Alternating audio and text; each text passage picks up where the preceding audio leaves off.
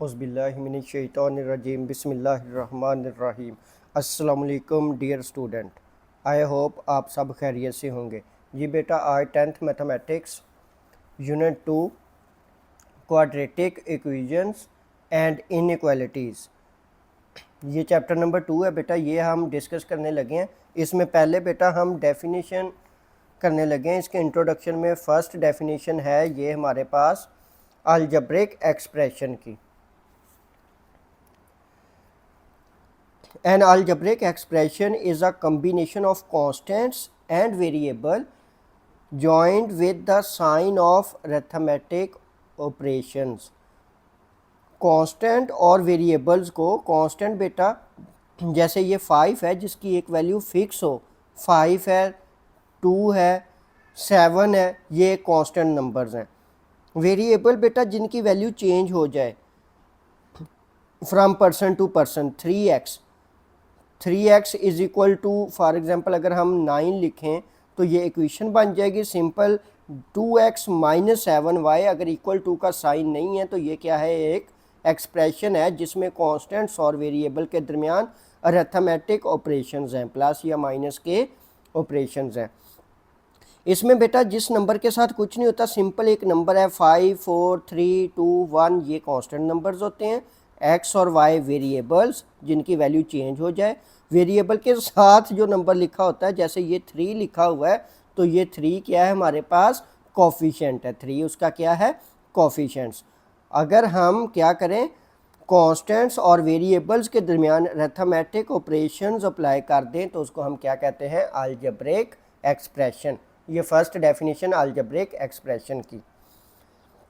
Algebraic expression में बेटा कुछ नहीं है, कोई भी वैल्यू हो सकती है। 3x की पावर -2/3 भी हो सकती है, ठीक है। जो वेरिएबल है उसकी पावर के अकॉर्डिंग हमें कोई नहीं उसका लॉ गिवन के वो पावर किस तरह की होनी चाहिए, बस ये बताया हुआ है कि कोई भी वेरिएबल है और कांस्टेंट्स के दरमियान अलजेब्रिक एक्सप्रेशंस आ जाएं तो उसको हम क्या कहेंगे, अलजेब्रिक एक्सप्रेशन। पॉलिनोमियल बेटा, अब पॉलिनोमियल ये इंपॉर्टेंट डेफिनेशन है। Polynomial in one variable x is an expression of the form p of x polynomial in variable x an x की पावर n प्लस an की पावर n-1 x की power n-1 up to so on, इसी तरह numbers लिखे हों। अब इसमें आपने याद क्या रखना है कि जो वेरिएबल के कोफिशिएंट्स हैं वो रियल नंबर हों। तो रियल नंबर में तो किसी भी तरह के नंबर आ जाएं, रैशनल आ जाएं, इरेशनल नंबर्स आ जाएं, वो सारे रियल्स होंगे, सिर्फ कम्प्लेक्स नंबर्स नहीं आएंगे। कोफिशिएंट्स रियल नंबर हों, लेकिन बेटा इसकी पावर किस तरह की होनी चाहिए, and n is non negative integer, इसकी पावर इंटीजर्स होनी चाहिए।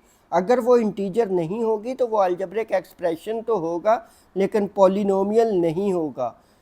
वो इक्वेशन तो हो सकती है लेकिन पॉलिनोमियल नहीं हो सकता। फॉर एग्जांपल ये जो है ये पॉलिनोमियल नहीं है क्योंकि इसकी पावर क्या है, फ्रैक्शन फॉर्म आ गई। फर्स्ट थिंग कि ये इंटीजर्स नहीं है, ये फ्रैक्शन फॉर्म है।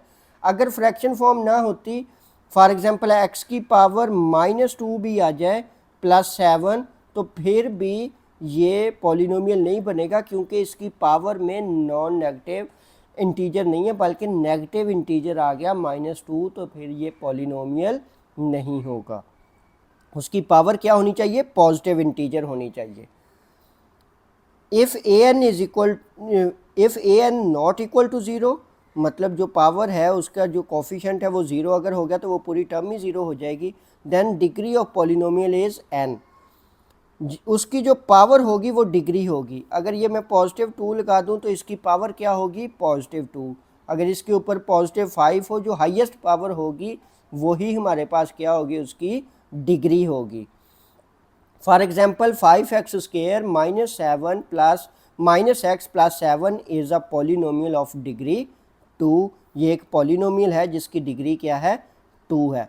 जो भी वेरिएबल की पावर होगी वो उस पॉलिनोमियल की क्या होगी बेटा, डिग्री होगी। अब बेटा इसमें हमने चैप्टर 2 में quadratic equations and inequalities discuss करनी है। तो पहली एक्सरसाइज में हमने क्वाड्रेटिक इक्वेशन को डिस्कस करना है। तो बेटा क्वाड्रेटिक इक्वेशन क्या होती है, a quadratic equation is second degree, मतलब उसकी पावर क्या होगी, 2 होगी, और वो पॉलिनोमियल भी होगा, polynomial equation in one variable. ये हमारे पास क्वाड्रेटिक इक्वेशन की डेफिनेशन आ गई। उसके बाद बेटा ये नोट, ये इम्पॉर्टेंट है, if a b c belongs to real number, a is not equal to zero, b is not equal to zero, इसका भी कोफिशिएंट ज़ीरो के इक्वल ना हो और इसका भी कोफिशिएंट ज़ीरो के इक्वल ना हो, then a x square plus b x plus c is called standard form of quadratic equation. ये जो फॉर्म है बेटा हमारे पास a x square plus b x plus c, ये इसको क्या कहते हैं, standard form of quadratic equation. अगर ये ज़ीरो हो जाएगा तो बेटा ये क्वाड्रेटिक इक्वेशन ही नहीं रहेगी, पहली पूरी टर्म ख़त्म हो जाएगी। अगर ये ज़ीरो हो जाएगा बी, तो फिर भी ये स्टैंडर्ड फॉर्म नहीं रहेगी, इसका एक और नेम है वो नीचे लिखा हुआ है बेटा। If a is equal to zero, मतलब ये पहली टर्म ज़ीरो हो जाए तो then it's become a linear equation, क्योंकि इसमें वेरिएबल की जो हाईएस्ट पावर है वो क्या बन जाएगी, वन बन जाएगी। तो जिस भी इक्वेशन में वेरिएबल की हाईएस्ट पावर वन हो वो लीनियर इक्वेशन होती है। If b is equal to zero, इसी में ये वाली टर्म ज़ीरो हो जाए, बी ज़ीरो होगा तो ये पूरी टर्म एक्स वाली क्या हो जाएगी, ज़ीरो हो जाएगी। इस स्टैंडर्ड फॉर्म में अगर बी ज़ीरो हो जाए तो फिर हमारे पास इक्वेशन क्या बचेगी, a x square plus c, इसको कहते हैं pure quadratic equation. Quadratic equation की स्टैंडर्ड फॉर्म ये आ सकती है, स्टैंडर्ड फॉर्म होती है a x square plus b x plus c is equal to zero, और उसकी बेटा जो हमारे पास प्योर क्वाड्रेटिक फॉर्म है उसमें अगर एक्स ज़ीरो हो जाए तो वो क्या होती है, प्योर क्वाड्रेटिक इक्वेशन।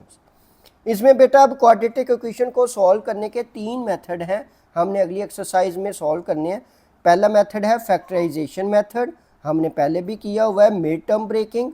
सेकंड बेटा इसमें मेथड है हमारे पास solution of quadratic equation by completing square method, इसके भी जब क्वेश्चन करेंगे तो आपको मैं समझा दूंगा बाय कंप्लीटिंग स्क्वायर मेथड से सॉल्व करने। और थर्ड बेटा हमने इसको सॉल्व करना है solution of quadratic equation by quadratic formula. तो इन सब को पहले डिस्कस करने से पहले बेटा अब हम एक्सरसाइज 2.1 सॉल्व करने लगे हैं। 2.1 में फर्स्ट क्वेश्चन देखें, right the following quadratic equations in standard form.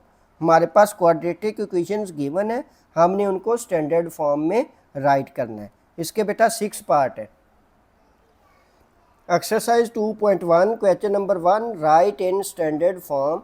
हमारे पास फर्स्ट पार्ट गिवन है 3x minus 1 is equal to 2x square. Standard form बेटा हमारे पास ये होती है ax square plus bx plus c is equal to 0। Standard form है बेटा जिसमें एक्स स्क्वायर वाली टर्म हो सबसे पहले, उसके बाद एक्स वाली टर्म हो और उसके बाद क्या उनसी टर्म हो, कांस्टेंट टर्म हो। ये बेटा हमने सारी टर्म्स एक ही साइड पे करनी और एक साइड पे 0 करना है। तो ये पॉजिटिव का 3x राइट साइड पे आके माइनस का 3x हो गया, ये माइनस का 1 राइट साइड पे जाके क्या हो गया, पॉजिटिव का 1। तो ये हमारे पास बन के 2x square minus 3x plus 1। इसको राइट साइड पे लिख लें या लेफ़्ट साइड से लिख लें, इसमें कोई इशू नहीं है। तो 2x square minus 3x plus 1 is equal to 0। ये इस क्वेश्चन की कौन सी फॉर्म हो गई, स्टैंडर्ड फॉर्म हो गई। पहली टर्म देखें हमारे पास एक्स स्क्वायर वाली है, सेकेंड टर्म एक्स वाली है और थर्ड कांस्टेंट नंबर है। सेकेंड पार्ट बेटा 2x ब्रैकेट में नंबर है हमारे पास x plus 1 is equal to 4 bracket में नंबर है 2x प्लस 3। तो पहले बेटा इनको मल्टीप्लाई करेंगे स्टैंडर्ड फॉर्म बनाने के लिए। ये तो सिंपल क्वेश्चन लिख दिया। पहले 2x जब x के साथ मल्टीप्लाई होगा तो 2 1 ज़ा 2, x मल्टीप्लाई बाय x तो x स्क्वायर, बेस सेम है तो पावर्स क्या होती हैं, ऐड होती हैं। 2x जब 1 से मल्टीप्लाई होगा तो 2x, 4 2 ज़ा 8x, 4 3 ज़ा 12। सब के साइन प्लस थे तो बेटा साइन प्लस ही आएंगे। 2x स्क्वायर प्लस 2x, ये पॉजिटिव 8x लेफ़्ट साइड पे आके माइनस हो जाएगा और ये पॉजिटिव 12 भी लेफ़्ट साइड पे आके क्या हो जाएगा, minus 12 is equal to 0। 2x square वाली बेटा एक ही टर्म है तो वो एज इट इज, एक्स वाली ये दो टर्म है, ये वाली और ये दोनों टर्म एक्स वाली हैं। इन दोनों के साइन चेक करें, दोनों के साइन डिफरेंट है। अगर डिफरेंट साइन होंगे तो टर्म्स क्या होंगी, सब्ट्रैक्ट होंगी। 8 में से 2 कट किया तो 6x, बड़ी वैल्यू का हम साइन लगाएंगे तो माइनस का 6x, -12 इज इक्वल टू 0। अब बेटा ये हमारे पास स्टैंडर्ड फॉर्म आ गई है। बस हमने इसका कोफिशिएंट अगर 1 बनाना है तो बना लें, नहीं भी बनाना तो कोई इशू नहीं है, क्योंकि स्टैंडर्ड फॉर्म हमारे पास यही होती है ax² plus bx plus c is equal to 0। x² का कोफिशिएंट कोई भी वैल्यू हो सकती है। तो हमने बेटा इसको 2 से पूरी टर्म को डिवाइड कर दिया, क्योंकि ये 2 से डिवाइड हो रहे हैं तीनों नंबर्स। तो जब 2 को 2 से डिवाइड किया तो x² बच गया, 6 को 2 से डिवाइड किया तो 3x, 12 को 2 पे डिवाइड किया तो 6 इज इक्वल टू 0। मोस्टली हम उस टाइम तक इनको डिवाइड करते हैं जब इनमें कोई भी टर्म कॉमन ना हो, मतलब सारे एक ही टेबल पे डिवाइड ना हो रहे हो। ये हमारे पास सेकंड पार्ट था। थर्ड पार्ट बेटा 2x² minus 4x is equal to 4x plus 7। इसको भी हमने स्टैंडर्ड फॉर्म में लिखना है। तो बेटा ये 2x² तो इधर ही रहेगा, माइनस 4x भी इधर ही रहेगा। ये पॉजिटिव का 4x लेफ्ट साइड पे आके माइनस हो जाएगा और 7 भी लेफ्ट साइड पे आके क्या हो जाएगा, माइनस हो जाएगा। ये एक दफ़ा दोबारा बेटा मैंने लिख दिया, आपने दोबारा नहीं लिखना, नेक्स्ट पेज पे आए इसलिए। तो ये पॉजिटिव 4x है तो बेटा लेफ्ट साइड पे आके -4x, पॉजिटिव 7 है तो -7 is equal to 0। 2x² x² वाली एक ही टर्म है, वो एज इट इज आ जाएगी। ये दोनों टर्म्स बेटा x वाली हैं, दोनों के साइन भी सेम है तो टर्म्स ऐड होंगी। 4x और 4x 8x, साइन माइनस का दोनों के साथ है, -7 इज इक्वल टू 0। तो ये हमारे पास कौन सी फॉर्म आ गई, स्टैंडर्ड फॉर्म आ गई। बहुत आसान से हैं बेटा, ये एक वो शॉर्ट क्वेश्चन लाजमी आ जाता है इनमें से।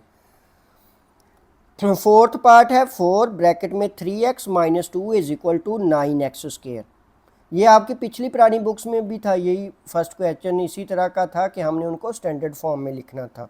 उसमें बस ये चैप्टर नंबर 1 था। तो ये बेटा एज इट इज क्वेश्चन, पहले 4 को मल्टीप्लाई करेंगे इन दोनों नंबर्स के साथ। तो 4 3 ज़ा 12x, 4 2 ज़ा 8। ये बेटा पहले बाय मिस्टेक 6 लिख दिया था, तो 4 2 ज़ा 8 इज इक्वल टू 9x²।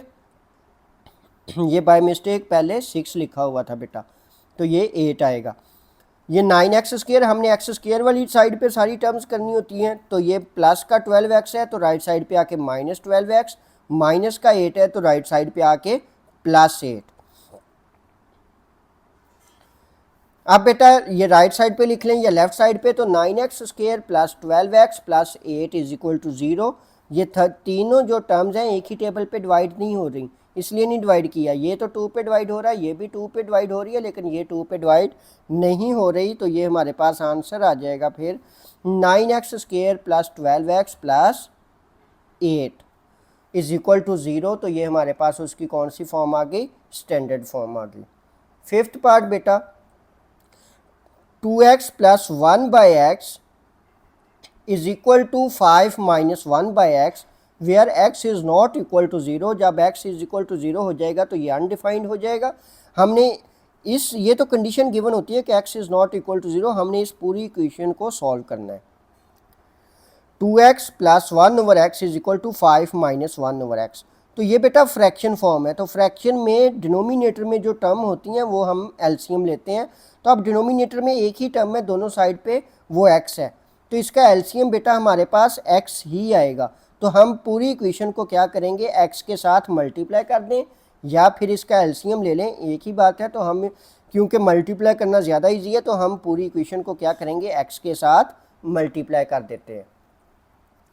तो बेटा इसको मल्टीप्लाई बाय x, पहली टर्म थी 2x, उसको भी x से मल्टीप्लाई कर दिया, प्लस 1/x को भी x से मल्टीप्लाई कर दिया, is equal to 5 multiply by x minus 1/x multiply by x। 2x को जब x से मल्टीप्लाई किया तो 2x², ये x से x क्या हो जाएगा, कट हो जाएगा तो 1 बचेगा। 5 को x से मल्टीप्लाई किया तो 5x, ये x से x कट हो गया तो 1 बच गया। अब बेटा ये दोनों टर्म्स भी लेफ्ट साइड पे ले आएंगे, 2x², पॉजिटिव का 5x है तो -5x, ये +1 एज इट इज़ और ये -1 भी इधर आके क्या हो गया, positive 1। 2x square minus 5x 1 plus 1 2 is equal to 0। तो 2x square minus 5x plus 2 is equal to 0, ये हमारे पास इसकी कौन सी फॉर्म आ गई? स्टैंडर्ड फॉर्म आ गई। नेक्स्ट पार्ट बेटा 6x plus 6 over 20 minus x is equal to 1 over x. इसमें x क्या नहीं होना चाहिए? 0। अगर इधर 0 हो जाए तो समथिंग ओवर 0 अनडिफाइंड हो जाएगा, या फिर इधर x की जगह 20 पुट कर दें तो 20 माइनस 20 तो फिर भी 0 हो जाएगा। डिनोमिनेटर में 0 नहीं आना चाहिए। ये कंडीशन गिवन होती है, दोबारा बता रहा हूँ कि ये कंडीशंस गिवन होती हैं, हमने इसको सॉल्व करना है। ये क्वेश्चन लिख दिया बेटा, दरमियान में जब इक्वल हो और फ्रैक्शन फॉर्म में हो तो ये क्रॉस मल्टीप्लाई होते हैं। इधर न्यूमिनेटर वाली टर्म इस साइड पे डिनोमिनेटर में मल्टीप्लाई होगी और ये डिनोमिनेटर वाली टर्म इधर न्यूमिनेटर में क्या होगी? मल्टीप्लाई।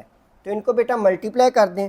पहले x 6x प्लस 6 के साथ मल्टीप्लाई होगा और 120 माइनस x के साथ मल्टीप्लाई होगा। अब इनको मल्टीप्लाई कर दें।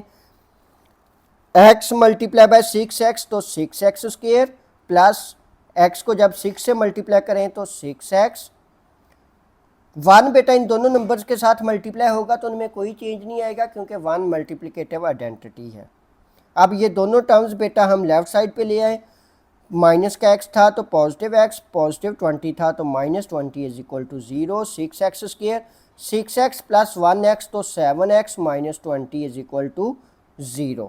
तो ये हमारे पास कौन सी फॉर्म आ गई? इसकी स्टैंडर्ड फॉर्म आ गई 6x square plus 7x minus 20 is equal to 0। तो बेटा हमने इसको स्टैंडर्ड फॉर्म में ही करना था, तो ये स्टैंडर्ड फॉर्म आ गई। इसके 6 पार्ट थे, यही हमारा फाइनल आंसर है।